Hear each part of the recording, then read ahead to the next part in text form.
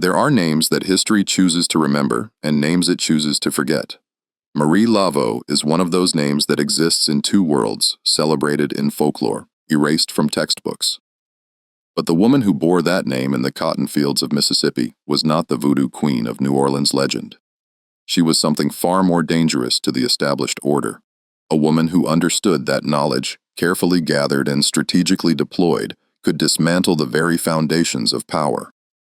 What you're about to hear is not the sanitized version taught in schools, nor the mystical tale sold to tourists on Bourbon Street. This is the story they refused to print in history books because it revealed an uncomfortable truth that the enslaved were not passive victims waiting for salvation, but architects of their own liberation using weapons far more subtle than rebellion. And Marie Laveau, a Mississippi slave whose real story was deliberately obscured, wielded those weapons with a precision that would change dozens of lives forever. The Natchez district of Mississippi in 1839 was a place where fortunes were measured in human beings and land. The Mississippi River carved through the landscape like a vein of commerce, carrying cotton downstream to New Orleans, and wealth upstream to the plantation owners who controlled thousands of acres of rich bottomland. The Beaumont plantation stretched across 3,000 acres of that fertile soil, and at its center stood a white columned house that represented everything the South wanted to believe about itself. Graceful, refined, built on what they called tradition, but what was actually the systematic exploitation of 247 souls who had no choice but to make that wealth possible. The plantation operated like a small kingdom, with its own internal economy, its own hierarchy of power, its own systems of reward and punishment. At the top sat the Beaumont family, Charles Beaumont, the patriarch who had inherited the land from his father, his wife, Eleanor, who managed the household with an iron hand disguised in silk gloves. Their eldest son Thomas studying law in Vicksburg with ambitions toward politics, and their younger children, two daughters who were being groomed for advantageous marriages and a son still in his teens who would eventually inherit the plantation. Below the family came the overseers and managers, men like Cyrus Halt, whose job was to extract maximum productivity from the enslaved population while maintaining enough order to prevent rebellion.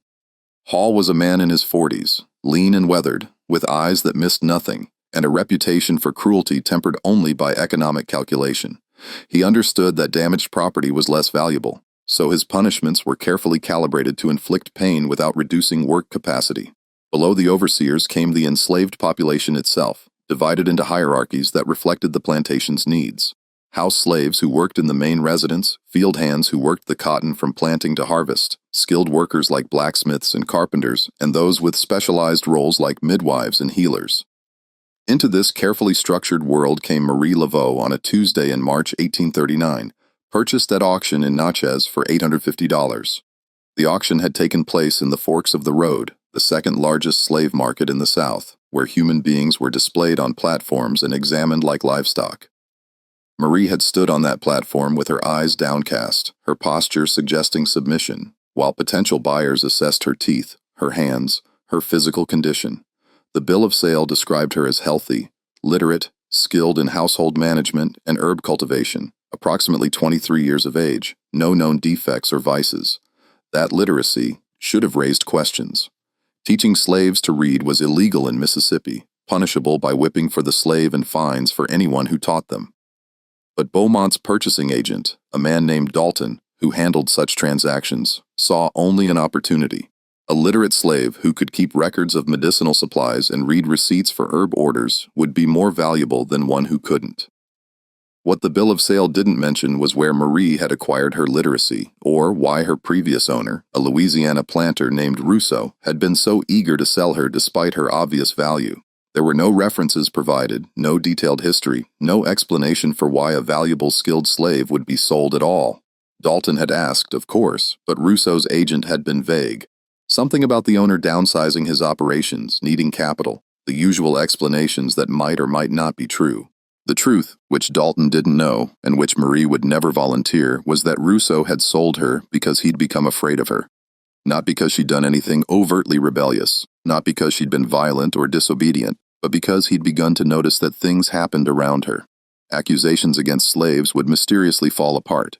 Punishments would be avoided through circumstances that seemed coincidental but occurred too frequently to be mere chance. Information that should have been secret would somehow become known to people who could use it to their advantage. Rousseau couldn't prove Marie was behind any of it, but he'd developed a superstitious dread of her nonetheless, so he'd sold her, taking a loss on the price just to have her gone from his property, and he'd been deliberately vague about her history to ensure the sale went through. Marie arrived at Beaumont plantation in the back of a wagon, her few possessions wrapped in a cloth bundle.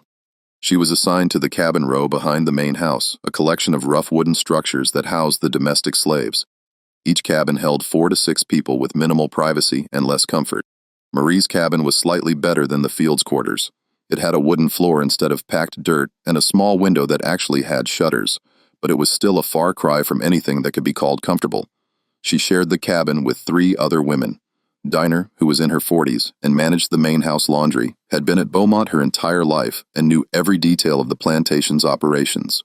Rachel, younger and quieter, worked in the kitchen and had a small child who stayed in the nursery cabin during work hours. And Lily, who was around Marie's age and worked as a seamstress, making and mending clothes for both the enslaved population and occasionally for the Beaumont family. That first night, Marie said little. She arranged her few possessions on the narrow shelf above her pallet with careful precision. A small wooden box that contained needles and thread, a cloth bundle of dried plants that gave off a faint medicinal smell, and a leather journal so worn the cover had gone soft as fabric. The journal was her most dangerous possession, and she kept it wrapped in oilcloth and hidden at the bottom of her belongings. "You can read?" Dinah asked, watching Marie handle the journal. The question was cautious, almost whispered, because literacy was dangerous knowledge. Marie looked at her steadily, assessing how much truth to reveal.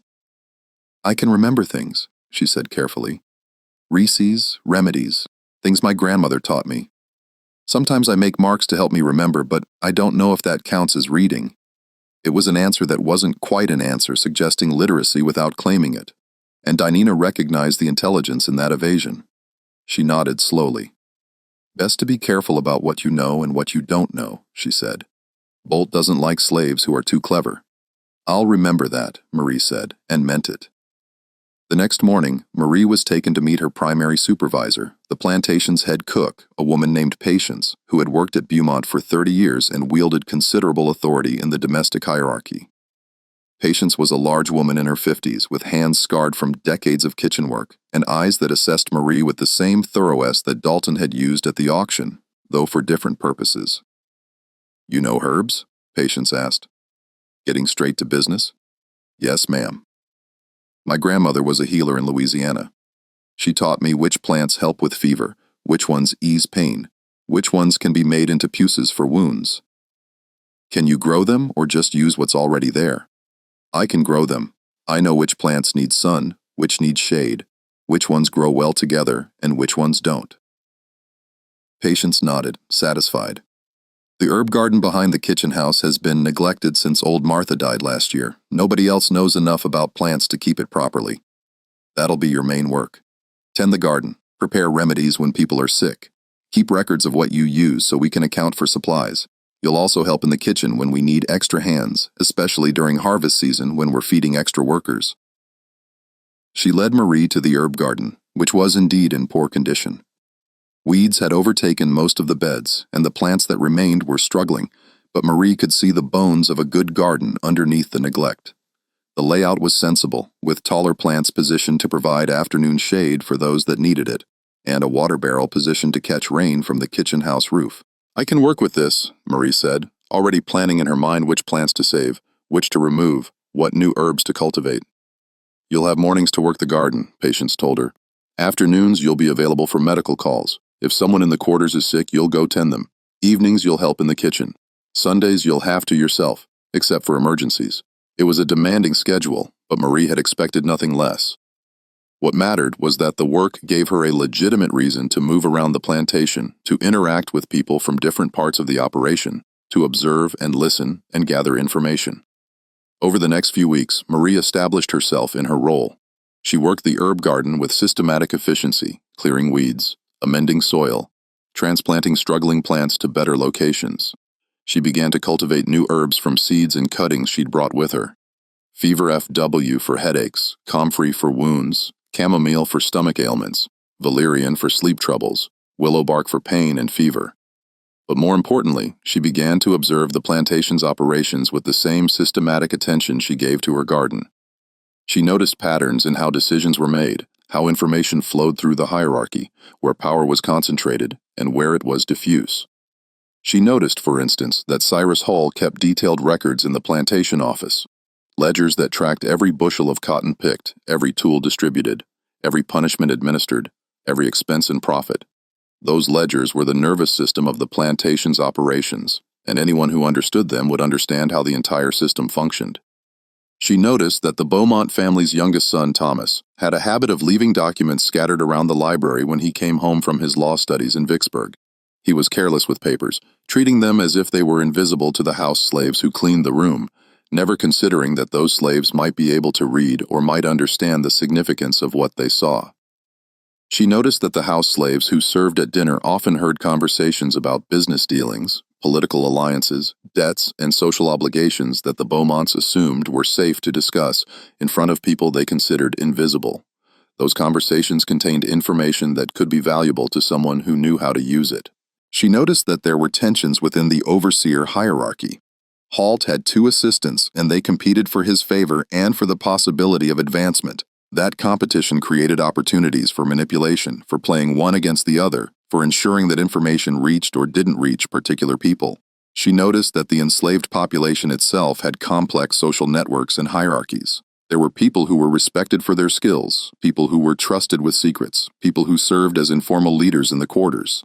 Understanding those networks would be essential to accomplishing anything, and she noticed that information carefully gathered and strategically shared could change the balance of power in ways that violence never could. Marie began to cultivate relationships with key people in the plantation's social structure. She did this carefully, never pushing, never seeming too interested, just being helpful and observant, and gradually earning trust with Danina, who managed the laundry and had access to the main house. Marie shared remedies for the arthritis that plagued Dina's hands. In return, Dina shared observations about the Beaumont family's habits, their moods, their concerns. It wasn't presented as intelligence gathering, just the natural conversation of women who worked together and shared living space. With patients who supervised the kitchen and heard much of what happened in the main house, Marie proved herself reliable and skilled, becoming someone patients could depend on. In return, patients began to trust Marie with more information about the plantation's operations, about upcoming events, about tensions within the Beaumont family. With the field hands, Marie provided medical care that was more attentive than they'd received from the previous herb woman. She treated injuries and illnesses with skill and compassion, and in return, they began to come to her not just for physical ailments, but for counsel about other troubles. Within 3 months of her arrival, Marie had established herself as someone valuable, someone trustworthy, someone who saw and heard things, but who seemed to have no agenda beyond doing her work well. And then she began to test her methods. The first test came in late April when a man named Samuel was accused of stealing a ham from the smokehouse. Samuel was a field hand in his 30s, strong and capable, with a wife named Grace and 2 young children. The accusation came from one of Holt's assistants, a man named Briggs, who was new to the plantation and eager to prove his vigilance. The evidence seemed clear. Samuel had been seen near the smokehouse at an unusual hour late evening after the workday had ended. When the smokehouse was convened the next morning, a ham was missing. A search of the quarters found the ham hidden in a cloth sack near Samuel's cabin, buried under some loose boards. The punishment for theft was typically 20 lashes administered publicly so that the entire enslaved population would witness the consequences of stealing from the master. Sometimes the punishment was more severe if the owner wanted to make a particular example. Samuel maintained his innocence desperately.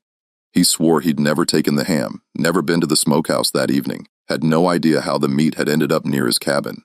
But his word meant nothing against the physical evidence and the testimony of an overseer's assistant.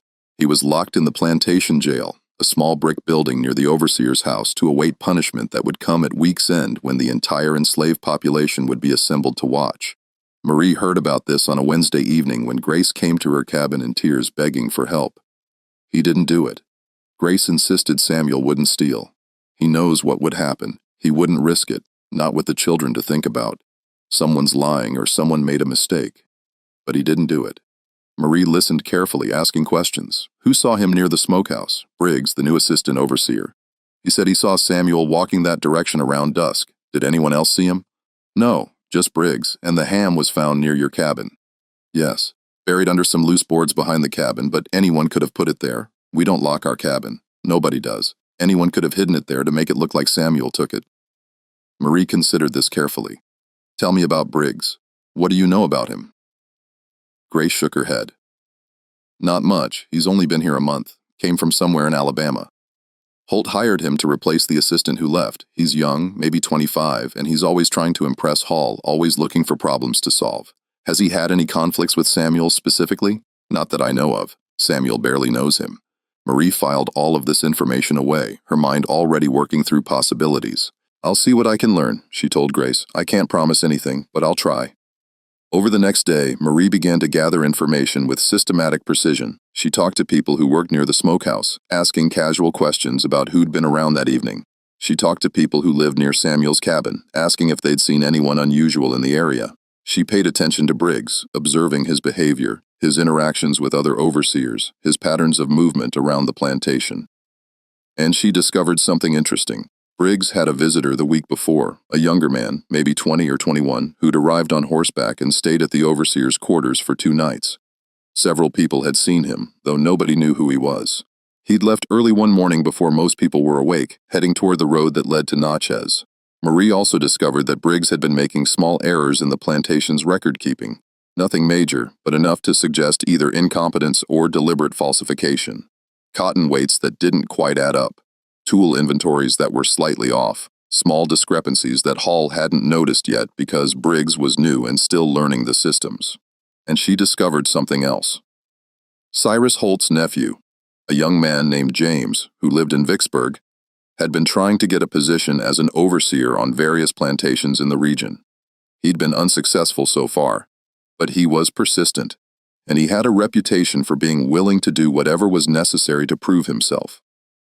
Marie began to construct a hypothesis. What if the visitor had been James Holt?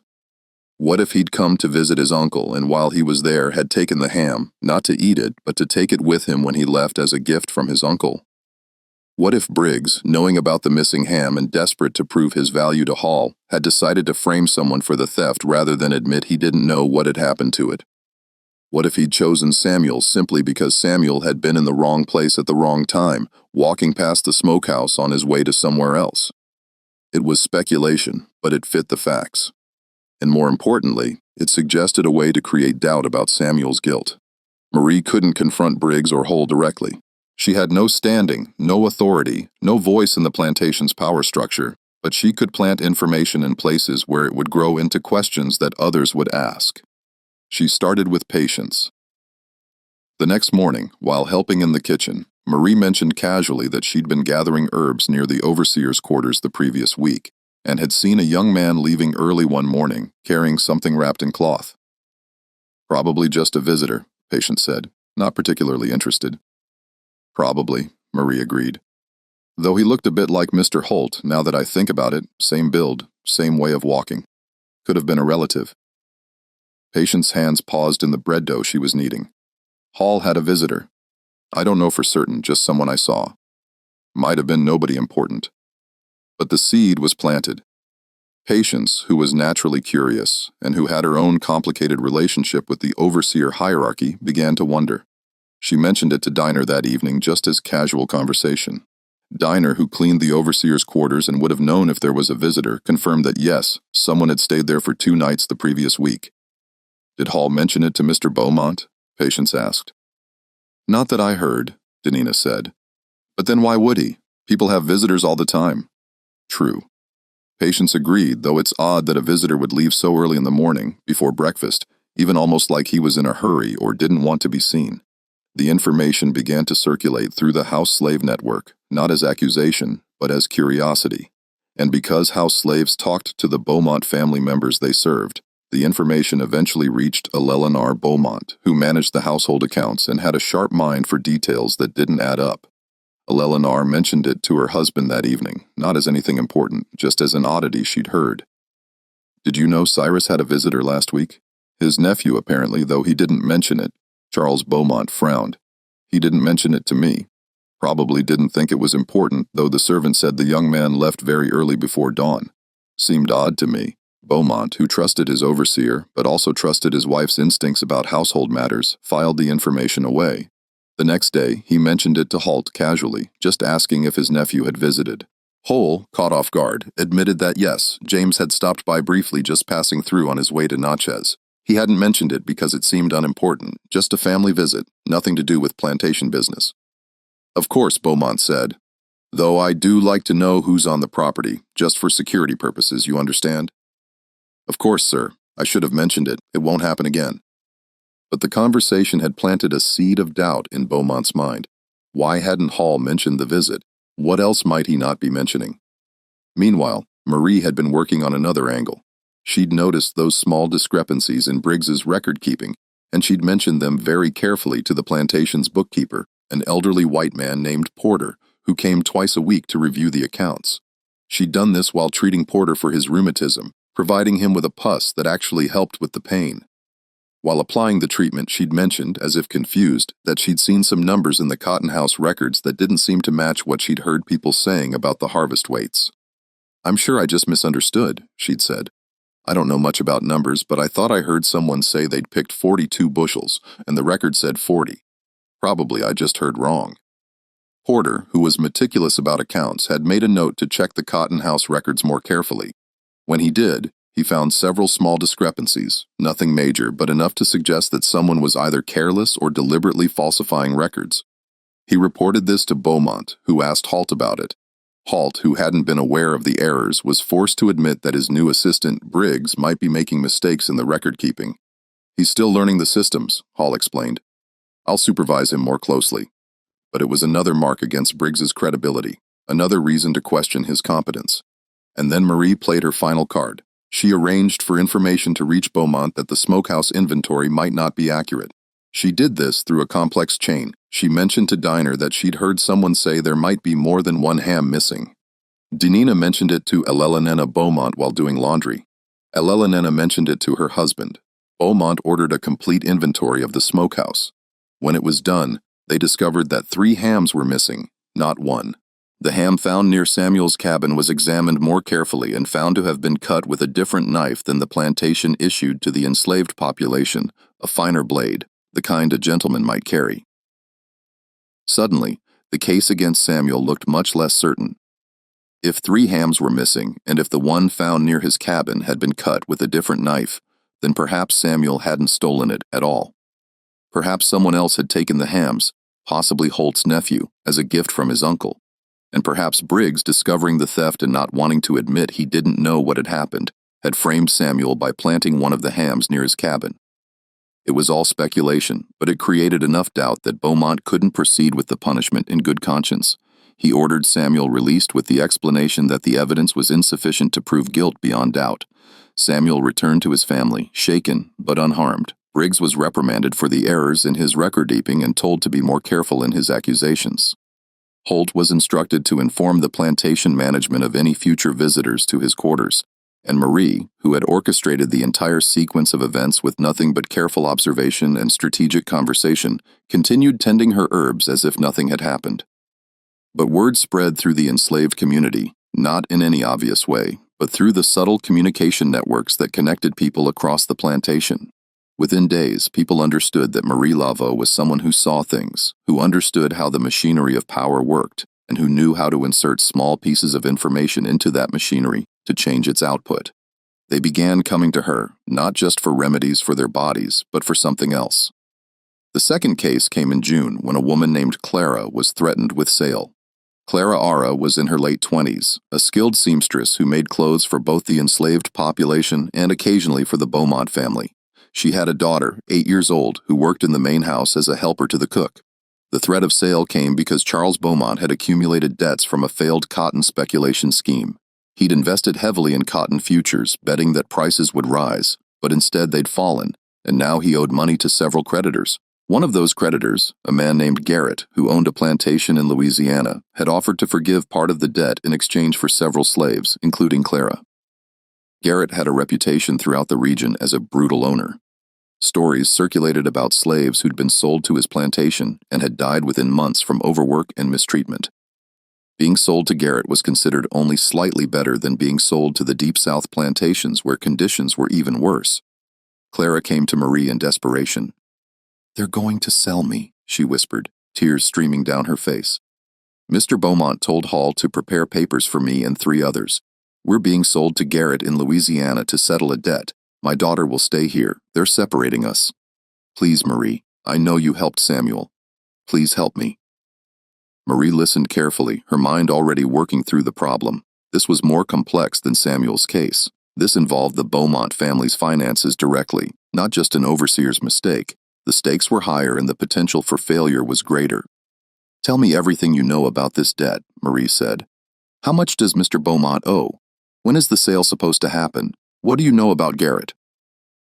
Over the next several days, Marie gathered information from multiple sources. She learned that Beaumont owed Garrett approximately $3,000, a significant sum. She learned that the sale was scheduled for the end of the month, giving her less than 3 weeks to find a solution. She learned that Garrett was indeed as brutal as his reputation suggested, and that he was also involved in several questionable business dealings that had made him enemies among other planters in the region. Most importantly, she learned that Thomas Beaumont, the lawyer's son, had recently been hired to represent another planter named Whitfield in a land dispute case.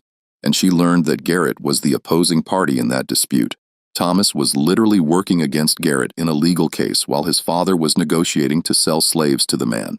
This was the leverage Marie needed. She began to construct a plan that would make the sale socially and professionally awkward for the Beaumont family. She couldn't stop the sale through direct intervention. She had no power to do that, but she could make the cost of proceeding with the sale higher than the benefit of settling the debt. First, she needed to ensure that information about the sale reached Thomas Beaumont, who might not know about his father's negotiations with Garrett. She did this through the house slave network. Information passed from Clara to Dina to the house butler, who mentioned it to Thomas during one of his visits home from Vicksburg. Thomas was indeed unaware of the sale, and he was troubled by it. Selling slaves to a man he was actively working against in court created a conflict of interest that could damage his professional reputation. He mentioned this concern to his father. But Charles Beaumont was in a difficult financial position and didn't see an alternative. The debt had to be paid, and Garrett's offer was the most convenient solution. Marie needed to create an alternative solution, one that would be more attractive than selling to Garrett. She began to gather information about Beaumont's other creditors and about potential sources of capital that might allow him to pay the debt without selling slaves. This required accessing information that was normally well beyond her reach. Financial records, business correspondence, details of transactions that were discussed only in private conversations. She did this through a combination of careful observation and strategic questioning. She listened to conversations overheard by house slaves. She examined documents that Thomas left scattered in the library, reading them quickly. When she delivered herbs to the main house, she talked to slaves from other plantations who came to Beaumont for various reasons, gathering information about business dealings and financial situations across the region, and she discovered something useful. Another planter named Prescott, who owned a plantation about 20 minutes away, had recently come into significant capital through the sale of land. Prescott was looking for investment opportunities, and he had a long-standing rivalry with Garrett that made him inclined to work against Garrett's interests whenever possible. Marie couldn't approach Prescott directly. She was a slave, and he would never take a business proposition from her seriously. But she could ensure that information about Beaumont's financial situation reached Prescott through channels that would make it seem like a business opportunity rather than a desperate plea for help. She did this through a complex chain of communication. She mentioned to a slave named Peter, who worked for a merchant family in Natchez, that she'd heard the Beaumont family was looking for alternative financing for some business debts. Peter mentioned this to his owners, who mentioned it in casual conversation to other merchants. The information eventually reached Prescott through his own business network. Prescott, who was indeed looking for investment opportunities and who disliked Garrett, saw an opportunity to both make money and undermine his rival. He approached Beaumont with an offer. He would provide a loan at favorable terms to pay off the debt to Garrett, and in exchange, Beaumont would give him a share in the next cotton harvest and would use Prescott's cotton broker for future sales. Beaumont, seeing an opportunity to settle his debt without selling slaves and without dealing with Garrett, accepted the offer. The sale was canceled, and Clara Ara remained at Beaumont Plantation with her daughter. Clara Ara never knew the full extent of what Marie had done to save her. She knew only that the sale had been canceled, that she and her daughter would not be separated, and that somehow, impossibly, things had worked out. But others in the enslaved community began to understand that Marie Laveau was operating on a level of sophistication that went far beyond simple luck or coincidence. She was manipulating the plantation's power structure with a precision that suggested deep understanding of how that structure functioned, and they began to come to her with increasingly complex problems. By the fall of 1840, Marie had established herself as a figure of quiet authority in the quarters. People came to her not just for medicine, but for counsel about problems that seemed unsolvable. A man whose wife had been threatened with sale to another plantation. A woman whose son had been falsely accused of breaking a valuable tool. A couple who wanted to marry but knew the overseer would separate them out of spite because the man had once challenged his authority. Marie listened to all of them. She asked questions that seemed irrelevant. Who had been present when the accusation was made? What other events had happened that day? What conversations they'd overheard? What patterns they'd noticed in the overseer's behavior or the Beaumont family's decisions? And then, with patience that seemed infinite, she would begin to work. She never did anything directly. She never confronted anyone with power, never made accusations, never put herself at risk. Instead, she would plant information the way she planted seeds in her garden, carefully in the right soil at the right time, and then she would wait for it to grow. Each intervention followed a similar pattern. First, gather information from multiple sources to understand the full context of the problem. Second, identify leverage points, places where small amounts of information could create large changes in outcome. Third, plant that information through trusted intermediaries who would pass it along without knowing its ultimate purpose. Fourth, wait for the information to work its way through the system and create the desired change. Fifth, remain invisible throughout the entire process so that no one could trace the outcome back to her involvement. It was a method that required patience, intelligence, and a deep understanding of human psychology and social systems. Marie had all three. When a man named Joseph was accused of laziness and threatened with punishment, Marie discovered that the accusation came from Briggs, the assistant overseer, who was still trying to prove his worth after the Samuel incident. She also discovered that Briggs had been making errors in the cotton weight records, small discrepancies that suggested either incompetence or deliberate theft. She mentioned these discrepancies to the plantation bookkeeper during a visit to treat his rheumatism, framing it as innocent confusion about numbers she'd seen. The bookkeeper investigated, found the errors, and reported them to Beaumont. Briggs was dismissed, and Joseph's supposed laziness was forgotten in the larger scandal of the falsified records. When a woman named Ruth was being pressured by one of the Beaumont family's visiting relatives, Marie discovered information about the man's debts and gambling habits. She ensured that this information reached the man's wife through a complex chain of gossip that made it seem like common knowledge, rather than deliberate revelation. The wife confronted her husband, who left the plantation in disgrace, and Ruth was safe. When a couple named Daniel and Esther wanted to marry, but knew the overseer would separate them, Marie discovered that the overseer had been skimming supplies from the plantation stores and selling them in Natchez for personal profit. She ensured that evidence of this theft reached Beaumont through the bookkeeper. The overseer was dismissed, and the new overseer who replaced him had no objection to Daniel and Esther's marriage. Each intervention was small, almost invisible, but together they began to create something larger. A sense among the enslaved population that they were not entirely powerless, that there were ways to resist that didn't require violence or escape. That information and intelligence could be weapons as powerful as any physical force. Marie became a legend in the quarters, though not in any obvious way. People didn't talk about her openly, didn't attribute specific outcomes to her intervention, but they understood that she was someone who could help. Someone who saw patterns that others missed, someone who understood how to work within the system to change outcomes. And that kind of influence, even when exercised subtly, eventually attracts dangerous attention. Cyrus Hall was not a stupid man. He had been an overseer for 15 years, working on plantations across Mississippi and Louisiana, and he had learned to recognize patterns in slave behavior that suggested potential trouble. He knew the signs of rebellion, secret meetings, whispered conversations that stopped when he approached. Unusual movements at night, weapons being hidden or made. But Marie Laveau didn't fit any of those patterns. She didn't hold secret meetings. She didn't whisper conspiratorially. She didn't move around at unusual hours or show any interest in weapons or escape. She simply tended her garden, prepared her remedies, and went about her work with quiet efficiency. Yet things kept happening around her. Accusations fell apart. Punishments were avoided. His own authority was undermined in ways he couldn't quite trace back to any single source, and when he paid attention, he noticed that Marie seemed to be present at the edges of many of these situations, not directly involved, but somehow connected. By the summer of 1840, Hall had begun to watch Marie with increasing attention. He couldn't prove anything, she was too careful for that.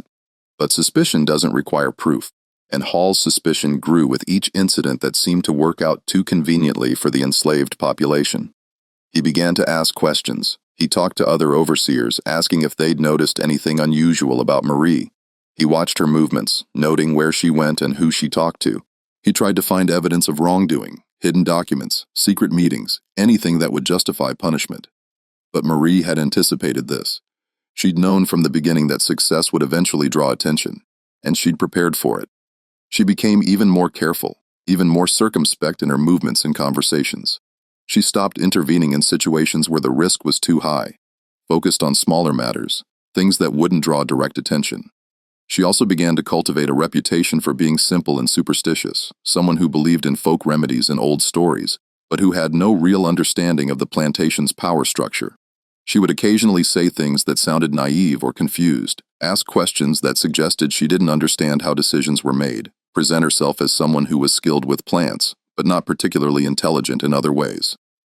It was a performance carefully calibrated to make her seem less threatening than she actually was, and it worked to a degree.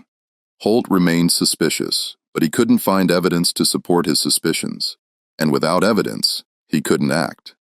But the tension between them continued to build, and Marie knew that eventually something would force a confrontation. That confrontation came in September of 1840, when a situation arose that Marie couldn't ignore, even though intervening would put her at serious risk. Thomas Beaumont, the lawyer's son, had married Catherine Hartwell in the spring of 1840, a union that had brought significant social and financial benefits to the Beaumont family. The Hartwells were one of the most prominent families in Vicksburg, with connections to banking, cotton trading, and state politics. The marriage had been carefully arranged, and both families had invested considerable effort in ensuring it went smoothly. But by September, Thomas had begun to show his true character. He visited the plantation regularly, ostensibly to handle legal matters for his father, but also to escape the scrutiny of his wife and her family in Vicksburg. And during those visits, he had begun to notice a girl named Ruth, who worked in the main house as a helper to the cook. Ruth was 16 years old, the daughter of Hannah, who managed the household linens. She was quiet and hard-working, trying to be invisible in the way that young enslaved women learned to be when they attracted the wrong kind of attention from men with power. But Thomas's attention, once focused, was difficult to escape. He began to find excuses to be in the kitchen when Ruth was working. He would make comments about her appearance, ask her questions that had nothing to do with her work, touch her arm or shoulder in ways that seemed casual but weren't. Hannah saw what was happening and was terrified. She knew what Thomas's attention meant, knew that Ruth had no way to refuse him without facing punishment, knew that if Thomas decided to act on his interest, there would be nothing she could do to protect her daughter. She came to Marie in desperation late one evening when the quarters were quiet. "He's going to ruin her," Hannah whispered, tears streaming down her face. "I can see it in the way he looks at her, the way he talks to her. It's only a matter of time before he decides to take what he wants, and there's nothing I can do. If I object, we'll both be sold. If Ruth resists, she'll be punished. Please, Marie. I know you can't stop him directly, but there has to be something. There has to be some way to protect her." Marie sat in silence for a long time, her mind working through possibilities and risks. This was different from her previous interventions. This involved the Beaumont family directly, not just overseers or business associates. This involved Thomas, who was educated, intelligent, and well-connected. The danger was exponentially higher, but she also knew that if she did nothing, Ruth would suffer and her own authority in the community would be meaningless. Information and intelligence were only powerful if they were used, even when the cost was high. "Tell me everything you know about Thomas Beaumont," Marie said finally. "His habits, his friends, his business dealings, his debts, his marriage, everything you've heard while working in the house." Over the next week, Hannah and other house slaves provided Marie with a detailed picture of Thomas Beaumont's life. The information they provided was extensive. Thomas was 26 years old, ambitious, and determined to make a name for himself in Mississippi politics. He saw his law practice as a stepping stone to a political career, possibly a seat in the state legislature or even Congress eventually. His marriage to Catherine Hartwell was crucial to those ambitions. The Hartwell family had money, connections, and social standing that Thomas needed. Catherine's father, William Hartwell, was a banker with influence in Vicksburg and connections throughout the state. Her uncle was a state senator. The marriage had been as much a business arrangement as a romantic union. But Thomas also had debts. He'd made poor investments in a cotton speculation scheme, the same scheme that had caused problems for his father. He'd lost money gambling in Vicksburg. He was living beyond his means, maintaining a lifestyle that required his father's financial support and the expectation of eventually accessing the Hartwell family wealth. Most importantly, Thomas had a reputation to maintain. He presented himself as a gentleman, a man of honor and refinement, someone worthy of the Hartwell family's trust and investment. Any scandal, any hint of impropriety could damage that reputation and jeopardize both his marriage and his political ambitions. Catherine's mother, Mrs. Hartwell, was known to be a woman of strong moral convictions who took her family's reputation seriously. She had been initially skeptical of Thomas, concerned that he was marrying Catherine for money rather than love, and she had made it clear that she would be watching his behavior carefully. Marie absorbed all of this information, turning it over in her mind, looking for leverage points. She couldn't confront Thomas directly. That would be suicidal. She couldn't tell Catherine about his intentions toward Ruth. A slave's word would never be believed over a white man's denial. She couldn't even ensure that Ruth was never alone with Thomas. He had the authority to order her presence whenever he wanted, but she could make Thomas aware that his actions were being observed and that those observations might reach people who could damage his reputation and his future. The plan she constructed was more complex and more dangerous than anything she'd attempted before. It required precise timing, multiple intermediaries, and a deep understanding of the social networks that connected the planter class. Marie began by ensuring that Ruth was never in a position where Thomas could approach her without witnesses. She arranged for Ruth's work schedule to be changed so that she was always in the kitchen when other people were present, never alone in rooms where Thomas might corner her. This was presented to patients as a matter of work efficiency. Ruth could learn more by working alongside experienced cooks, and having multiple people in the kitchen during busy times made the work go faster. Patients who had her own concerns about Thomas's behavior agreed to the change without questioning it too deeply, but Marie knew this was only a temporary solution. Thomas would eventually find another opportunity, or he would simply order Ruth to come to him privately. She needed to create a situation where Thomas would decide on his own that pursuing Ruth was too risky. The key was Mrs. Hartwell, Catherine's mother, if Mrs. Hartwell became concerned about Thomas's character. If she began to watch his behavior more carefully, if she made it clear to Thomas that any scandal would have consequences, then Thomas might reconsider his actions. But how could Marie, an enslaved woman with no access to the Hartwell family, influence Mrs. Hartwell's perceptions? The answer lay in the complex social networks that connected plantation families across the region. Information traveled through those networks constantly. Gossip, rumors, observations, concerns. If Marie could insert the right information into those networks, it would eventually reach Mrs. Hartwell through seemingly natural channels. Marie learned that Mrs. Hartwell was planning to visit Natchez in October to attend a series of social events. She would be staying with friends, the Chambers family, who owned a plantation about 10 miles from Beaumont. Marie began to cultivate a relationship with a slave named Peter, who worked for the Chambers family. She did this by sending herbs and remedies to the Chambers plantation, establishing herself as a resource for medical care. Peter, who suffered from chronic headaches, became a regular recipient of Marie's fever tea, and in return, he began to share information about the Chambers household. Through Peter, Marie learned about the social events Mrs. Hartwell would be attending, about the other families who would be present, about the topics of conversation that were likely to come up. And then she began to plant seeds of information that would grow into concerns about Thomas Beaumont's character. She started by having casual conversations with Peter about plantation life, about the challenges of working for families with young men who sometimes behaved inappropriately toward enslaved women. She never mentioned Thomas specifically, never made direct accusations, just general observations about how some young men of the planter class had habits that their wives' families might find troubling if they knew about them. Peter, understanding the subtext, began to have similar conversations with other slaves in the Chambers household. Those conversations, filtered through several people, eventually reached the Chambers family's house slaves, who mentioned them in the careful, indirect way that house slaves learn to communicate information to their owners. Mrs. Chambers, who was hosting Mrs. Artwellen, who wanted to ensure her guest was comfortable and well-informed, mentioned in casual conversation that she hoped Thomas Beaumont was treating Catherine well, that she'd heard some young men in the area had reputations for being less honorable than they appeared. Mrs. Hartwell, already protective of her daughter and already somewhat skeptical of Thomas, asked what Mrs. Chambers had heard. Mrs. Chambers, not wanting to make specific accusations without evidence, said only that she'd heard vague concerns, nothing concrete, probably nothing to worry about. But perhaps Mrs. Hartwell might want to observe Thomas more carefully during her visit, just to be certain he was the man he presented himself to be. This conversation, seemingly innocent, planted a seed of doubt in Mrs. Hartwell's mind. She began to pay more attention to Thomas's behavior, to ask Catherine questions about their marriage, to observe how Thomas interacted with others. Meanwhile, Marie had been working on another angle. She'd discovered that Thomas had been seen in Natchez at a gambling house on several occasions, losing money he couldn't afford to lose. This information came from slaves who worked in Natchez, who saw things that white society assumed were invisible to them.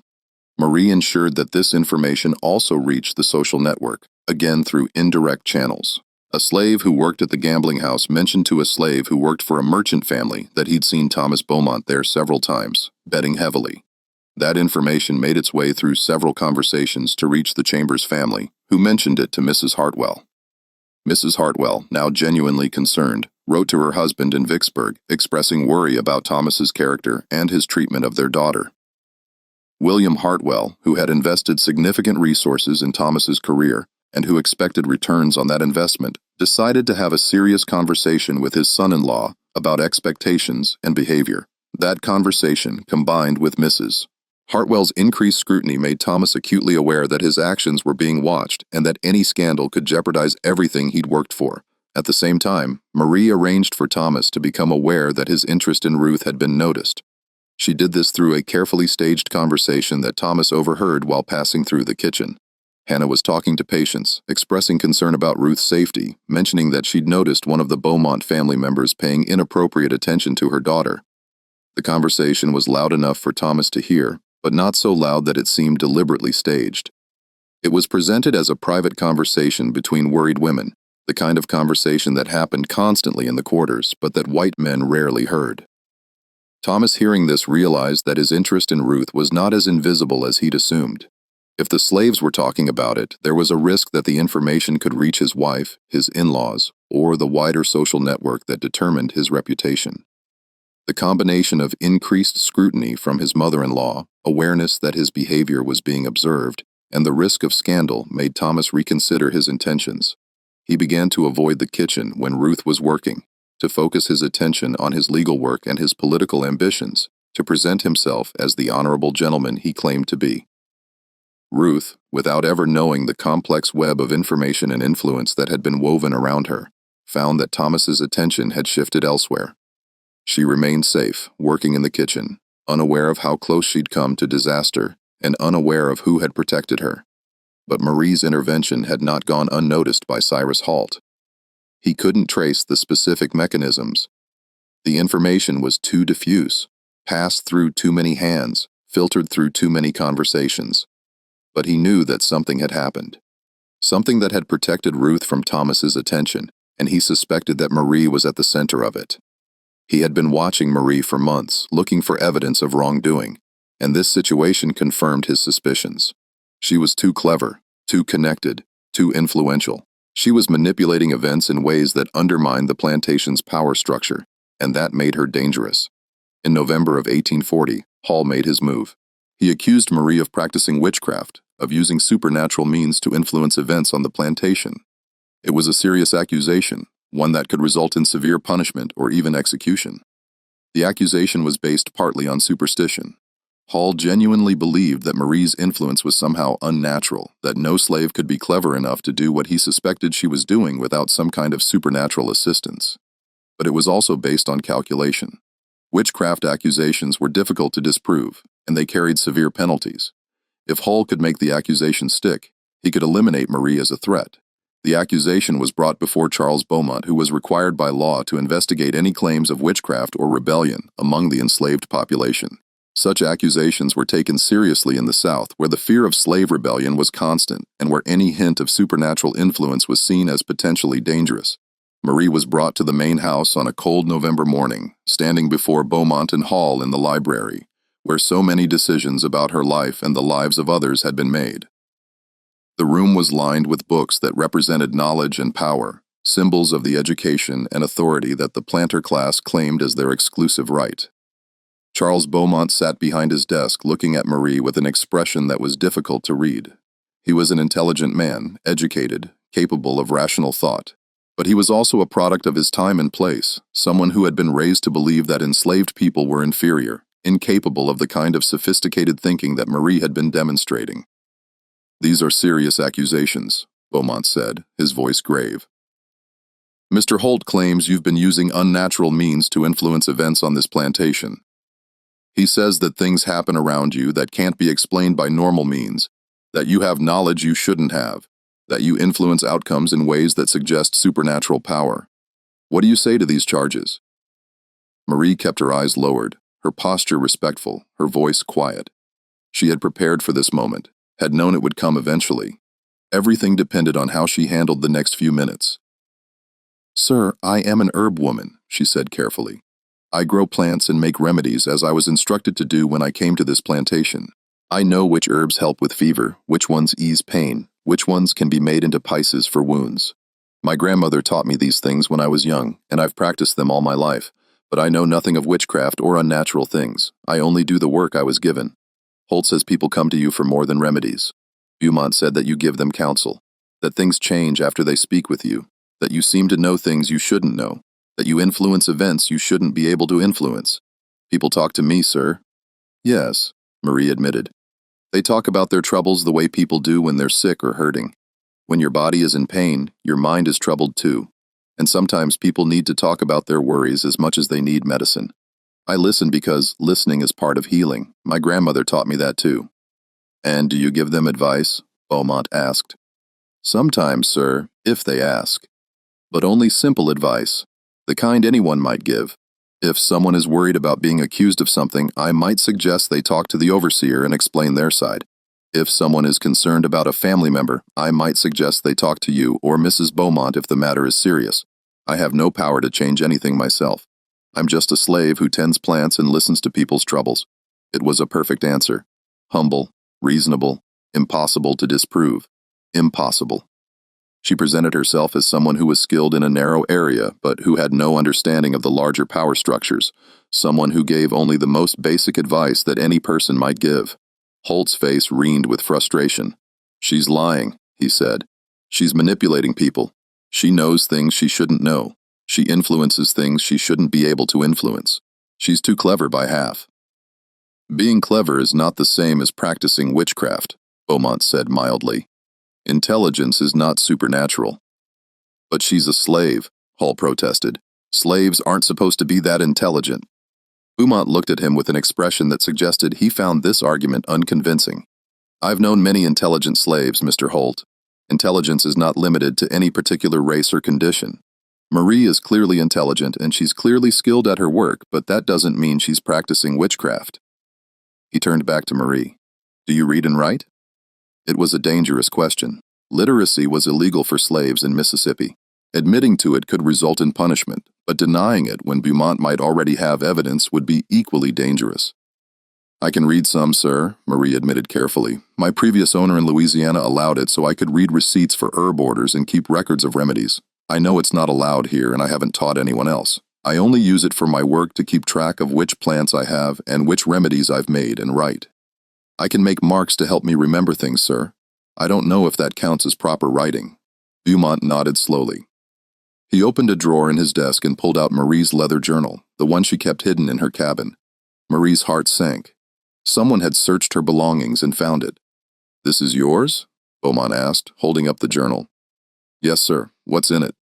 "Recipes for remedies, sir. Notes about which plants grow well together, which ones need more water or more sun. Things my grandmother taught me that I wanted to remember." Beaumont opened the journal and looked at the pages. Marie had been careful about what she wrote. The journal did contain recipes and plant notes exactly as she'd said, but it also contained observations about the plantation's operations, about patterns she'd noticed, about people and their relationships. She'd written these observations in a kind of code, using plant names and gardening metaphors to disguise their true meaning. To someone who didn't know the code, it would look like nothing more than an herbwoman's notes. But to someone who understood what they were looking at, it would reveal the sophisticated intelligence network Marie had built. Beaumont read several pages, his expression thoughtful. Marie couldn't tell if he understood what he was seeing or if he saw only plant notes. Finally, he closed the journal and set it on his desk. "I find no evidence of witchcraft here," he said. "These are notes about plants and remedies exactly as Marie described. She is literate and intelligent, qualities that make her valuable in her role as her woman. As long as she continues to perform her duties and causes no direct trouble, I see no reason to punish her." He turned to Holt. "Your concerns are noted, Mr. Holt, but I will not act on suspicion alone. If you have actual evidence of wrongdoing, evidence of rebellion, of theft, of deliberate sabotage, bring it to me, and I will act. But intelligence and literacy are not crimes, and I will not punish a valuable slave for being clever." It was a reprieve, but Marie understood it was also a warning. Beaumont had essentially told her that he knew what she was doing, or at least suspected it, and that he would tolerate it only as long as it didn't threaten his interests directly. She had been given a boundary, and crossing it would have consequences. "You may return to your work," Beaumont said to Marie, "but understand that you are being watched. If I have reason to believe you are causing trouble, I will not be as lenient next time." "Yes, sir," Marie said quietly. "Thank you, sir." She left the library, her journal still sitting on Beaumont's desk. She didn't ask for it back. That would seem too bold. She would have to start a new one and be even more careful about what she wrote and where she kept it. But she had survived the confrontation, and that was what mattered. Marie adjusted her methods after that encounter. She became even more careful, even more selective about when and how she intervened. She focused on situations where the outcome would benefit the enslaved population without directly threatening the plantation's operations or the Beaumont family's interests. She also began to train others in her methods, teaching them how to observe, how to gather information, how to plant seeds of influence. She did this carefully, working with people she trusted completely, people who understood the risks and who had the intelligence and patience to use the methods effectively. Dinina became one of her students, learning how to gather information from the main house and how to pass it along through trusted channels. Hannah learned how to observe patterns in the Beaumont family's behavior and how to anticipate their decisions. Peter at the Chambers plantation became a node in a wider network that connected enslaved people across multiple plantations in the region. Marie was building something larger than herself, creating a network that could function even if she was sold or punished or killed. She was teaching people that intelligence and information were weapons, that resistance didn't always look like rebellion, that power could be challenged through subtle means that left no evidence. But she also began to think about something more ambitious. Freedom, not escape. Escape was dangerous and often unsuccessful, and it left behind everyone who couldn't escape, but legal freedom achieved through the mechanisms that the system itself provided. Marie had learned that there were legal processes by which enslaved people could sometimes purchase their freedom or be manumitted by their owners. These processes were rare and difficult to access, but they existed. In Louisiana, the laws were somewhat more flexible than in Mississippi. Free people of color could own property, run businesses, even own slaves themselves. There were communities of free black people in New Orleans and other cities, people who had achieved freedom through various means and who sometimes helped others achieve it. Marie began to gather information about these processes, about the legal requirements, about the costs, about the people who might be able to help. She did this through the networks she'd built, through conversations with slaves who had connections to free black communities, through careful observation of legal documents that Thomas Beaumont left scattered in the library. And she began to think about how she might achieve freedom, not just for herself, but for others. In 1841, Marie learned that Charles Beaumont was facing serious financial difficulties. The cotton market had been unstable for several years, with prices fluctuating wildly based on factors that planters couldn't control. Weather, international trade, speculation by cotton brokers. Beaumont had made investments based on the assumption that prices would remain high, but instead they'd fallen, and now he had debts that were becoming difficult to manage. Marie learned this through multiple sources. She heard conversations between Charles and Eleanor Beaumont overheard by house slaves and passed along through the network. She saw correspondence from creditors glimpsed while cleaning the library. She heard Thomas discussing his father's financial situation with Catherine during one of their visits. The situation was serious enough that Beaumont was considering selling some of his enslaved population to raise capital. This was a crisis for the entire community. Sales meant families separated, people sent to plantations where conditions might be far worse. The network Marie had built scattered to the winds. Marie began to gather information about Beaumont's financial situation with systematic precision. She learned the names of his creditors, the amounts he owed, the timeline for payment. She learned about his assets, his land holdings, his business partnerships. She learned about the cotton market, about prices and trends, about which brokers were reliable and which were not. She gathered this information from dozens of sources: conversations overheard by house slaves, documents glimpsed by those who cleaned the library and the plantation office, casual comments made by visitors to the plantation, information passed along by slaves from other plantations who were connected to the network. And then she began to look for leverage for ways to help Beaumont solve his financial problems without selling slaves. She discovered that one of Beaumont's major creditors, a banker named Sutton in Natchez, had recently been involved in a scandal involving fraudulent land sales. The scandal hadn't become public yet, but rumors were circulating in certain business circles. Sutton had been selling land that he didn't actually own, or that had unclear titles to investors who didn't know enough to check the records carefully. Several people had lost money, and there was talk of legal action. Marie also discovered that Sutton was desperate to maintain his reputation and would be vulnerable to pressure from anyone who threatened to expose his dealings. But Marie couldn't use this information directly. She had no standing, no voice in the business world. She needed to ensure that the information reached someone who did have that standing, someone who would be motivated to use it against Sutton. She learned that there was a rival banker in Natchez, a man named Prescott, who had been competing with Sutton for influence in the region. Prescott was ambitious, ruthless, and always looking for opportunities to undermine his competitors through a complex chain of communication involving multiple intermediaries. Marie arranged for information about Sutton's fraudulent dealings to reach Prescott. The information was presented as a rumor overheard by a slave who worked in Sutton's household, passed along through the informal networks that connected enslaved people across different plantations and businesses. The chain worked like this. Marie told Peter, who worked at the Chambers plantation, that she'd heard rumors about questionable land deals in Natchez. Peter mentioned this to a slave who worked for a merchant family in Natchez. That slave mentioned it to another slave who worked in Sutton's household, asking if there was any truth to the rumors. That slave, who had indeed seen documents related to the fraudulent sales, confirmed that, yes, there seemed to be problems with some of Sutton's land deals. This confirmation made its way back through the chain, gaining credibility with each retelling. Eventually, the information reached a free black man in Natchez who had business connections to Prescott's bank. This man, seeing an opportunity to gain favor with Prescott, mentioned the rumors to one of Prescott's associates. Prescott investigated the rumors and found them to be true. He then saw an opportunity to both damage his rival and expand his own business. He approached several of Sutton's clients, including Charles Beaumont, with an offer. He would provide them with loans on favorable terms to pay off their debts to Sutton, and in exchange they would shift their banking business to Prescott's institution. Beaumont, seeing an opportunity to escape his financial difficulties without selling his slaves, accepted the offer.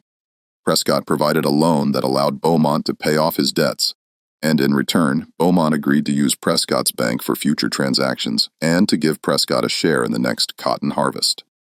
The crisis was averted. The enslaved population at Beaumont Plantation remained intact. No families were separated, and no one except Marie knew that she had orchestrated the entire sequence of events, that she had identified the leverage point, constructed the chain of communication, and ensured that the right information reached the right person at the right time. To everyone else, it appeared to be nothing more than fortunate timing and business competition. Over the next 3 years, from 1841 to 1844, Marie continued her work with increasing sophistication. She intervened in dozens of situations, protecting people, preventing separations, mitigating punishments. She became a legend in the enslaved community, not just at Beaumont, but across the region as word of her methods spread through the networks that connected plantations. But she also began to use her influence for something more ambitious: facilitating freedom. Marie had learned that there were several mechanisms by which enslaved people could achieve legal freedom. First, manumission by the owner, where the owner voluntarily freed a slave, usually in recognition of long service or special circumstances. This was rare but not unheard of. Second, self-purchase, where a slave who had been allowed to earn money could buy their own freedom. This required the owner's cooperation and was only possible in states like Louisiana, where the laws allowed it. Third, purchased by a free person of color, where someone who was already free would buy a slave with the intention of freeing them. This was sometimes done by family members or by free black communities that worked to help enslaved people achieve freedom. Fourth, legal challenges based on technicalities in ownership or sale documents. This was rare and difficult, but occasionally someone would discover that their enslavement was legally questionable and could challenge it in court. Marie began to identify people who might be candidates for freedom through one of these mechanisms. She looked for people who had skills that made them valuable enough that an owner might consider allowing self-purchase. She looked for people who had connections to free black communities in Louisiana or other states. She looked for people whose enslavement might have legal vulnerabilities. And then she began to create situations where freedom became possible. For a man named Daniel, who had exceptional carpentry skills, Marie arranged for him to do work for several prominent families in Natchez, building a reputation that made him valuable enough that Beaumont might consider allowing him to purchase his freedom. She did this by mentioning his skills to house slaves who worked for those families who mentioned them to their employers, who then requested Daniel's services from Beaumont. Daniel's work was so impressive that several families offered to pay premium prices for his services. Beaumont, seeing an opportunity to profit, began to hire Daniel out regularly, allowing Daniel to keep a small percentage of his earnings. Over several years, Daniel saved enough money to make an offer to purchase his freedom. Beaumont, who by this time had resolved his financial difficulties, and who saw Daniel as more valuable as a free craftsman who could be hired as needed rather than as a slave who had to be maintained, agreed to the purchase. Daniel became a free man in 1843 at the age of 35. For a woman named Esther who had saved money from selling vegetables from her garden plot. Marie helped her navigate the legal process of manumission by ensuring that information about the process reached her through a free black woman in Natchez who had connections to lawyers willing to handle such cases. Esther had been saving money for years, selling vegetables and eggs to other slaves and occasionally to white families in the area. She had accumulated nearly $200, a significant sum, but she didn't know how to approach Beaumont about purchasing her freedom. Didn't know what the legal process required. Didn't know if it was even possible. Maria arranged for Esther to meet with the free black woman whose name was Gila during a trip to Natchez to sell vegetables. Elaine explained the legal process, connected Esther with a lawyer who could draw up the necessary documents, and helped her prepare a proposal to present to Beaumont. The proposal was carefully crafted to appeal to Beaumont's financial interests. Esther offered not just the $200 she'd saved, but also a promise to continue providing vegetables to the plantation at reduced prices for the next 5 years. The total value of the offer was approximately $400, which was reasonable for a woman of Esther's age and skills. Beaumont, who was in a more financially stable position by 1844, and who appreciated Esther's years of reliable service, agreed to the manumission. Esther became a free woman, though she continued to live in the area and maintain her connections to the enslaved community. Each case took months or years of careful work, but gradually, people began to achieve freedom through legal means that left no trail back to Marie's involvement. By 1844, Marie herself had saved enough money from selling herbs and remedies to begin considering her own freedom. She had been allowed to keep a small percentage of the money she earned from selling remedies to white families in the area, and over 5 years, she had accumulated nearly $300. But she also understood that her value to the community was in her position at Beaumont, where she had access to information and influence. Leaving would mean abandoning the network she'd built, the people she'd been protecting. It was a choice between personal freedom and collective power. And for a long time, Marie couldn't decide which path to take. The decision was made for her in the spring of 1845 when Cyrus Hull, who had never stopped suspecting Marie of subversion, finally found evidence he thought he could use against her. One of Marie's intermediaries, a man named Benjamin, who carried messages between plantations, was caught with a letter that contained information about slave sales and plantation finances. Benjamin worked as a driver, transporting goods between plantations, which gave him legitimate reasons to travel and made him valuable as a courier for the network. But in March of 1845, he was stopped on the road by a patrol that was looking for runaway slaves. The patrol searched his wagon and found the letter hidden among his belongings. The letter was coded using the same kind of plant metaphors that Marie used in her journal, but it was clear enough that it contained information about business dealings that a slave shouldn't have access to. Under interrogation, Benjamin revealed that he'd been gathering information at Marie's request, though he claimed not to know what she did with it or why she wanted it. Hull, who had been waiting for years for evidence against Marie, saw this as his opportunity. He brought the letter and Benjamin's testimony to Beaumont, arguing that Marie was organizing some kind of intelligence network among the enslaved population, gathering information that could be used for rebellion or escape. This time, Beaumont couldn't ignore the accusation. The evidence was too concrete, the implications too serious. The letter proved that Marie was gathering information about plantation finances and slave sales, information that she had no legitimate reason to have. And Benjamin's testimony confirmed that Marie was directing this information gathering. Marie was arrested and held in the plantation jail while Beaumont decided what to do with her. The enslaved community was terrified. Marie had been their protector, their strategist, their hope. Without her, they would be vulnerable to the full force of the plantation's power structure. People who had relied on her counsel, people who had been saved by her interventions, people who had learned her methods, all of them feared what would happen now. But Marie had prepared for this possibility. Over the years, she had trained others in her methods, had taught them how to observe, how to gather information, how to plant seeds of influence. She had created a network that could function without her, though not as effectively, and she had one final card to play. From her cell in the plantation jail, Marie sent a message through the network she'd built. The message was carried by Diner, who had been one of Marie's most trusted students. It reached Thomas Beaumont in Vicksburg, where he was now established as a successful lawyer with growing political ambitions. The message contained information about a case Thomas was working on, a complex property dispute that had been stalled for months. One of Thomas's clients was trying to prove ownership of a piece of land that had been sold multiple times with unclear titles. The case depended on finding documentation that proved the chain of ownership, but that documentation had been missing. Marie's network had discovered where that documentation was hidden. It was in the possession of the opposing party's lawyer, who had deliberately concealed it to prevent Thomas's client from proving their case.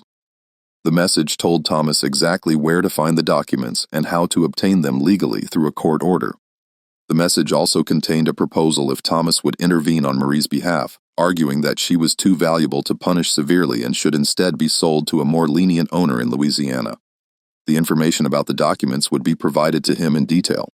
If he refused, the information would be destroyed and his case would remain stalled, possibly resulting in a loss that would damage his reputation. It was blackmail, pure and simple, but it was blackmail based on offering value rather than threatening harm. Thomas would gain something concrete, a significant legal victory that would enhance his reputation in exchange for a relatively small favor. Thomas, who was ambitious and pragmatic, recognized the opportunity. He also recognized that Marie was far too intelligent and dangerous to keep in Mississippi, where she might continue to cause problems for the planter class. But selling her to Louisiana, where the laws were different and where she might eventually achieve freedom, would remove the threat while also providing value to his father. He traveled to Beaumont Plantation and made his case to his father. He argued that Marie was indeed too intelligent and valuable to waste through punishment. Executing her or selling her to a brutal owner would be a loss of valuable property. But selling her to a contact he had in New Orleans, a free black woman named Helen, who ran a boarding house and needed someone with Marie's skills, would be more profitable and would remove the source of trouble from the plantation. Charles Beaumont, who was tired of the complications Marie had caused and who saw the financial sense in Thomas's argument, agreed. Marie was sold to Helen in New Orleans for $1,000, a price that reflected her skills and intelligence. The sale was completed in June of 1845. Marie was transported to New Orleans, leaving behind the network she'd built, the people she'd protected, the community that had come to depend on her. But she had also left behind something more important, a method, a way of thinking, a set of techniques that others could use. The network continued to function after her departure, less effectively, but still present, still gathering information, still planting seeds of influence, still resisting in ways that left no evidence. Marie arrived in New Orleans in late June of 1845, and her life changed completely. The city was different from anything she'd experienced in Mississippi. Larger, more diverse, with a significant population of free people of color who had their own businesses, their own communities, their own forms of power. Helen, the free black woman who had purchased her, was part of a network of free people of color who worked to help enslaved people gain freedom through legal means. The purchase had been arranged specifically to get Marie out of Mississippi and into a situation where she could eventually purchase her own freedom. Helen ran a boarding house in the French Quarter that catered to free people of color and to white clients who were comfortable with the city's more relaxed racial boundaries. She needed someone with Marie's skills to manage the household, to provide medical care for boarders, and to help run the business. The arrangement was clear from the beginning. Marie would work for Helen, earning a salary that would allow her to save money toward purchasing her freedom. The price was set at $1,000, the amount Hella had paid for her, plus interest. It would take time, but it was achievable. Marie threw herself into the work with the same systematic efficiency she'd brought to everything else. She managed the boarding house, tended to sick boarders, cultivated an herb garden in the courtyard, and began to build new networks in New Orleans. She also continued the work she'd been doing in Mississippi, but in a different context. New Orleans had a large population of enslaved people and free people of color, and there were constant opportunities to help people navigate the path to freedom. Marie began to connect with other free people of color who were working towards similar goals. She met lawyers who specialized in manumission cases. She met former slaves who had purchased their freedom and were now helping others do the same. She met activists who were working within the legal system to expand the rights of free people of color, and she began to document the methods she'd developed over the years, the techniques of observation, information gathering, and strategic influence that had allowed her to protect people and facilitate freedom. She wrote these methods down in a new journal, more detailed and systematic than the one Beaumont had confiscated. She described how to observe power structures, how to identify leverage points, how to gather information without being noticed, how to plant information through trusted intermediaries, how to create change without leaving evidence. She wrote about specific cases, analyzing what had worked and what hadn't, identifying principles that could be applied in different contexts. She wrote about the psychology of power, about how people in authority made decisions, about how to influence those decisions without direct confrontation. She wrote about networks, about how to build them, how to maintain them, how to use them to gather and distribute information. She wrote about trust, about how to earn it and how to maintain it, about how to identify people who could be trusted with dangerous knowledge. She wrote about patience, about how change often took months or years, about how to maintain hope and determination when progress seemed impossible. The journal became a kind of manual for resistance, a textbook for using intelligence and information as weapons against oppression. Within 2 years, Marie had earned enough money to purchase her freedom. She became a free woman in 1847 at the age of 31. But she didn't stop the work she'd been doing. Instead, she expanded it. Using the network she'd built in Mississippi and the new connections she'd made in New Orleans, Marie became a facilitator of freedom for others. She gathered information about enslaved people who were candidates for manumission, connected them with lawyers and free black sponsors, and helped navigate the complex legal processes that made freedom possible. She also began to share her journal with others, copying sections and distributing them through trusted networks. The journal was passed from person to person, copied and recopied, its methods adapted and applied in different contexts across the South. It became an underground textbook for resistance, teaching people how to use intelligence and information as weapons against the system that oppressed them.